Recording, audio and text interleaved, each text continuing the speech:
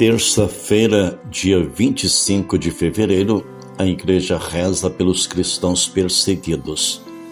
Bom dia, cidade de Arcos, bom dia, internautas, bom dia a todos que nos dão o prazer da sua sintonia. Lembrai-vos, Senhor, da vossa aliança e nunca esqueçais a vida dos vossos pobres. Levantai-vos, Senhor, e julgai vossa causa, e não fecheis o ouvido ao clamor dos que vos procuram. Enquanto Pedro era mantido na prisão, a igreja rezava continuamente a Deus por ele. Constantemente temos que nos perguntar como está a nossa casa, ou seja, o nosso interior. Há muitos que estão vivendo num deserto, ou como sugere o Salmo 1. Como palha que o vento leva. Mas não se trata daquele deserto que avistamos quando vamos ao Atacama ou ao Saara, não. Refiro-me ao deserto interior, aquele que já cansamos de tentar fazer florir artificialmente por meio de substâncias psicotrópicas e antidepressivos como a fluoxetina, sertalina, paroxetina e todas outras inas que a psiquiatria possa disponibilizar. Contudo, a verdade é que continuamos morrendo de falta de ar no campo seco. Algumas circunstâncias, como enfermidades, desemprego, desentendimento, acentuam essa morte em vida. Muitas vezes a casa até tem boa aparência e nem percebemos o que está acontecendo. Em outros casos, o desânimo é tanto que ficamos paralisados. Uma senhora certa vez me disse: "Padre, eu estou tão ruim que não tenho coragem de arrumar minha casa, de colocar uma flor, um enfeite." O lugar onde habitamos é um reflexo do nosso interior. Se não temos gosto para nada, entramos num processo que vai ressecando e minando nossa existência em todas as áreas. Somos feitos e curados à imagem de Deus. Sempre repito que o Senhor é nosso restaurador. Ele quer florir a nossa vida, restaurar a nossa casa interior, assim como aquela que compartilhamos com familiares e amigos, dando-lhes um colorido alegre e com brilho. Para tanto convém clamar: Senhor, eu aceito o teu poder de cura, eu aceito o teu poder de restauração. Eu quero e preciso de uma cura interior. Eu me sujeito à tua cura, Senhor. Para servir ao Senhor e colocar a nossa casa ao seu serviço, temos de passar pelo processo de cura. Deus quer nos curar. Isso faz parte da própria economia da salvação. O plano de Deus após a queda do Éden consiste em curar nossas enfermidades do corpo e da alma. Há uma profecia belíssima a esse respeito. Procurarei as ovelhas perdidas. Trarei de volta as que se desviaram. Farei curativo nas machucadas e tratarei das doentes. Ezequiel capítulo 34, versículos 16. Infelizmente, muitos já não acreditam nisso e até das Sagradas Escrituras estão duvidando. Mas Deus, Ele próprio, nunca duvidou de nós. Afinal, foi dele que viemos e o seu poder é infinito. Ele é o Deus do milagre, não um Deus milagreiro, mas o Deus do impossível. O que pode fazer em nossa vida hoje é exatamente isso: enfaixar nossas dores, curar as feridas e transformar nosso viver.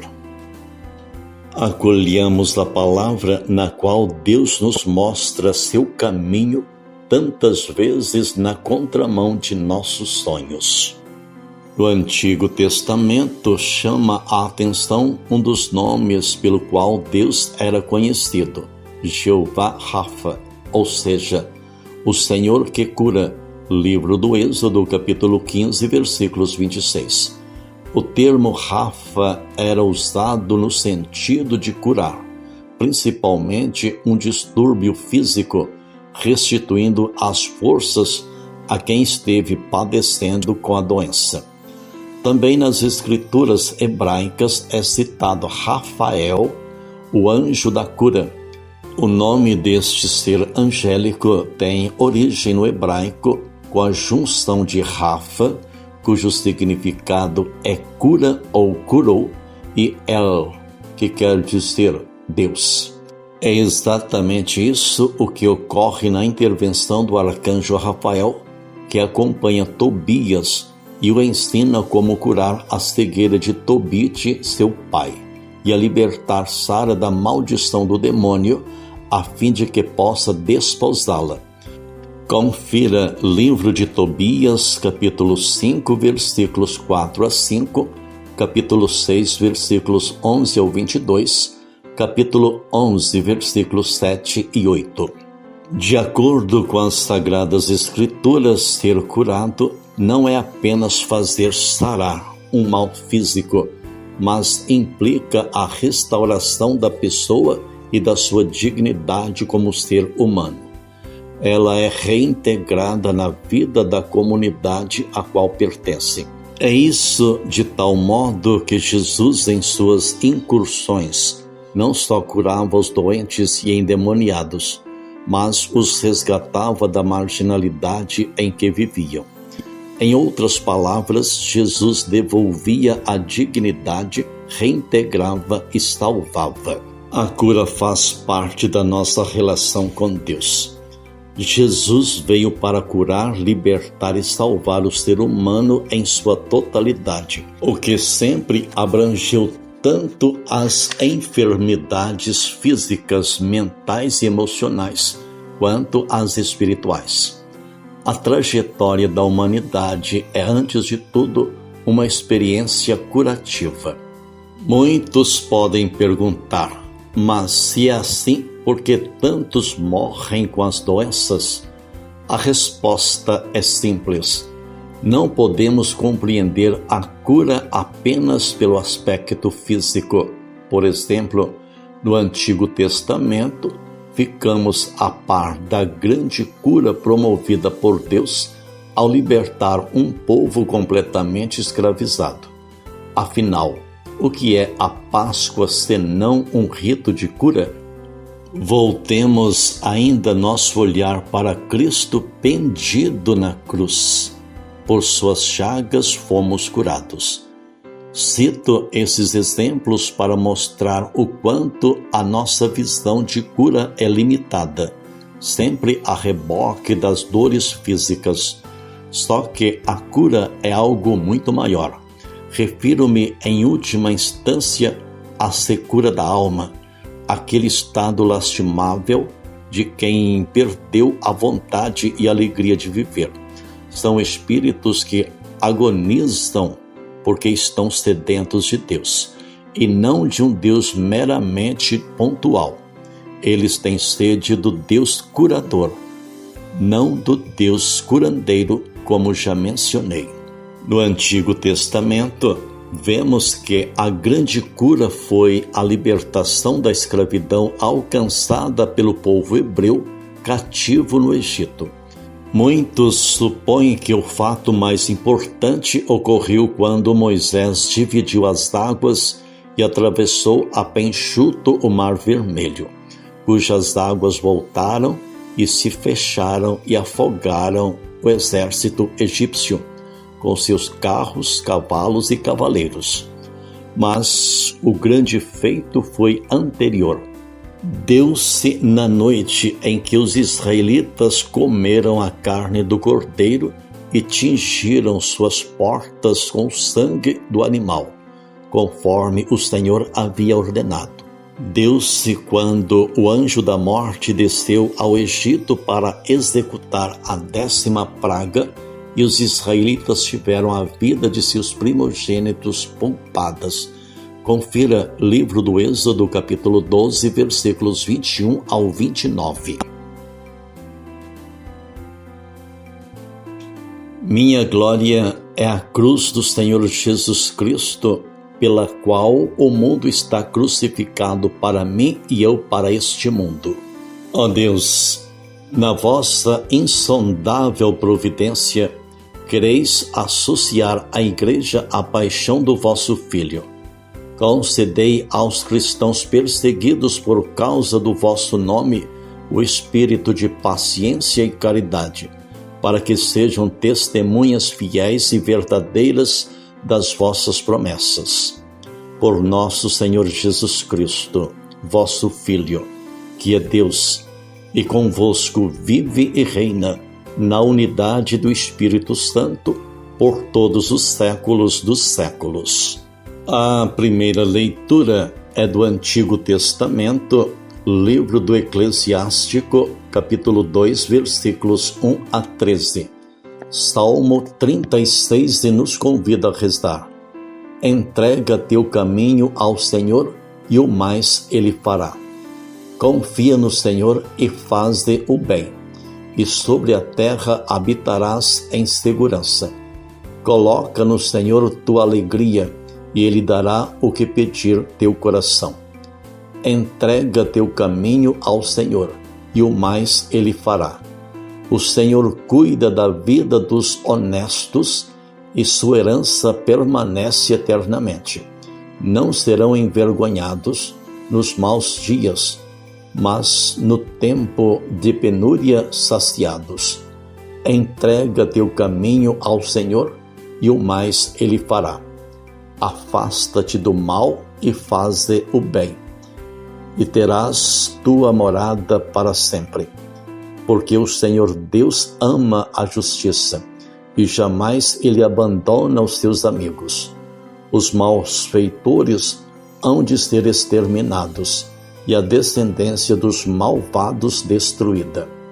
Entrega teu caminho ao Senhor, e o mais Ele fará. A salvação dos piedosos vem de Deus. Ele os protege nos momentos de aflição. O Senhor lhes dá ajuda e os liberta. Defende-os, protege-os contra os ímpios e os guarda porque nele confiam. Entrega teu caminho ao Senhor e o mais Ele fará. O Santo Evangelho, escrito segundo Marcos, capítulo 9, versículos 30 ao 37. Assim está escrito. Naquele tempo, Jesus e seus discípulos atravessavam a Galileia. Ele não queria que ninguém soubesse disso, pois estava ensinando a seus discípulos. E dizia-lhes: o Filho do Homem vai ser entregue nas mãos dos homens, e eles o matarão. Mas 3 dias após sua morte, ele ressuscitará. Os discípulos, porém, não compreendiam estas palavras e tinham medo de perguntar. Eles chegaram a Cafarnaum. Estando em casa, Jesus perguntou-lhes: que discutis pelo caminho? Eles, porém, ficaram calados, pois pelo caminho tinham discutido quem era o maior. Jesus sentou-se, chamou os 12 e lhes disse: se alguém quiser ser o primeiro, seja o último de todos e aquele que serve a todos. Em seguida, pegou uma criança, colocou-a no meio deles e, abraçando-a, disse: quem acolher em meu nome uma destas crianças, é a mim que estará acolhendo. E quem me acolher, está acolhendo não a mim, mas aquele que me enviou. Palavra da salvação. Glória a vós, Senhor. No Santo Evangelho que ouvimos, escrito segundo Marcos, capítulo 9, versículos 30 ao 37, nos ensina a palavra do Senhor. Está presente em nossa natureza humana o desejo de distinção. de ser o melhor, de ocupar o primeiro lugar. Isso aconteceu até com os apóstolos. Porém, é preciso nos vigiarmos para que esse desejo de nossos instintos humanos não prevaleça. Quem se deixa tocar pela palavra de Jesus, se alguém quiser ser o primeiro, que seja o último de todos, certamente será transformado. Bem-aventurados vós, quando vos injuriarem e perseguirem por causa de mim, diz o Senhor.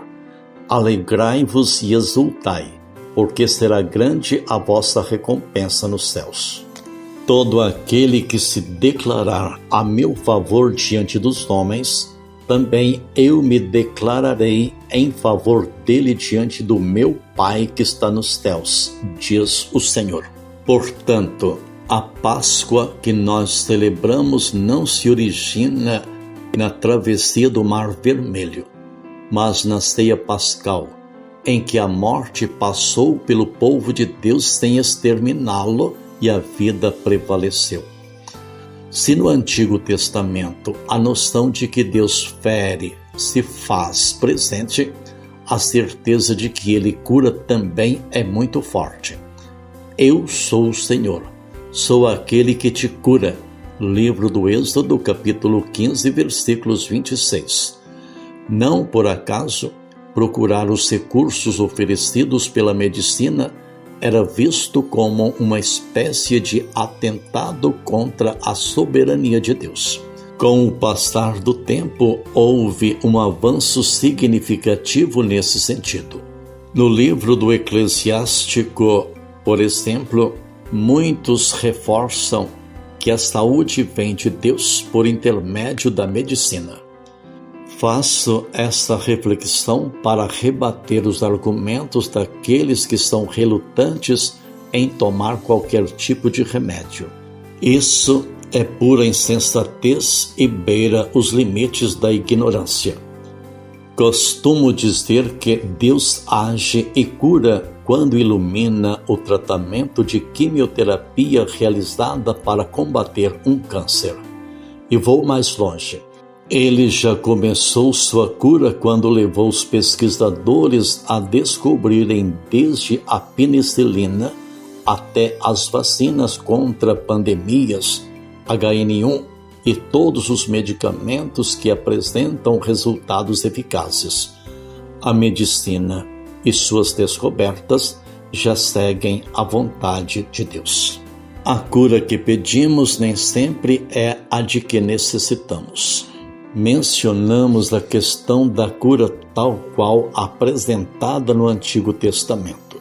Também avançamos ao constatar que esse dom curativo deve ser compreendido na dimensão do nosso relacionamento com Deus e com o próximo. A cura é, portanto, algo que vai muito além da noção de saúde e bem-estar. Repito, se pararmos para observar toda a ação de Deus após a desobediência de nossos primeiros pais, tem sido no intuito de curar a humanidade. Portanto, a criação e salvação estão associadas. Mais do que isso, com base nos ensinamentos bíblicos, é possível afirmar categoricamente que existe uma ligação direta e estreita entre cura, libertação e salvação. Desde o início da história do povo de Deus, havia a expectativa da vinda de um Salvador que viria para curar. De fato, isso se concretizou na encarnação do Filho de Deus, mas em nenhum lugar está escrito que essa cura se daria do jeito mais óbvio. Aproveito para citar um personagem que nos mostra exatamente quanto a ação curativa pode ser realizada de um modo diferente. Refiro-me a Naamã, homem de origem síria que sofria com a lepra. Ao tomar conhecimento de que em Israel havia um profeta chamado Eliseu, capaz de realizar milagres, valeu-se da condição de chefe das tropas do rei para pedir-lhe ajuda. Naamã esteve com o rei de Israel, mas este frustrou suas expectativas ao rasgar as próprias vestes e dizer que não tinha nenhum poder sobre a vida e a morte. Ciente do fato, Eliseu, na condição de líder espiritual, prontificou-se a atender Naamã, que desembarcou da carruagem em frente à casa do profeta, acreditando que seria recebido com toda a pompa e circunstância. Contudo, Eliseu não se deu ao trabalho de vir até a porta. Apenas enviou um recado pelo mensageiro, explicando o que ele deveria fazer para ficar curado. O comandante ficou furioso, afinal, ele era o chefe do exército do rei e esperava ser muito bem recebido por Eliseu. No entanto, em vez disso, o profeta nem sequer quis conhecê-lo, recomendando, por meio de um mensageiro, que se lavasse 7 vezes no rio Jordão. Possesso, Naamã vociferou que em sua terra havia rios mais limpos e partiu decepcionado. Mas o servo o convenceu a seguir o conselho do profeta. Afinal, banhar-se no Jordão não exigia sacrifício algum, e nem de longe se tratava de uma missão impossível, conforme a expectativa de todos. Assim, Naamã realizou esse simples ritual, e sua carne ficou limpa como a de uma criança. Abençoe-vos o Deus Todo-Poderoso, Deus Pai, Deus Filho e Deus Espírito Santo.